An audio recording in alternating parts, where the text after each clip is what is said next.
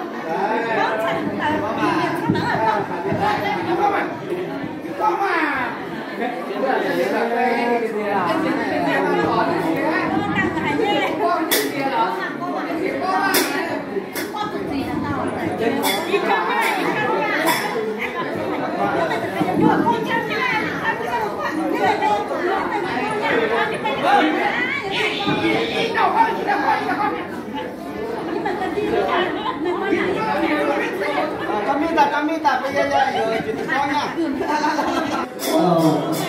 Saya chula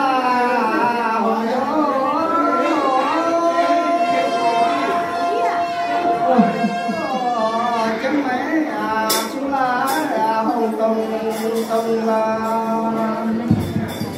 chân mấy chula chín xiên hao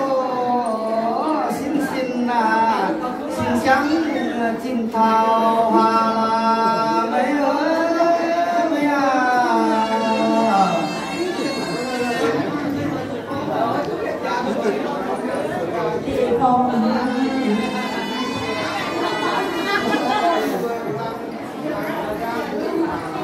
còn bé đi cờ con đi cô làm gánh cà kèn cô lòng còn hai đứa hả? bé yên vàng yên lũ là yo xin là yo lại tao chân yo xí yo sống xin là lại tao sáng sáng xin đồ mình thế nào ôi mai nghe là toàn là cái con mà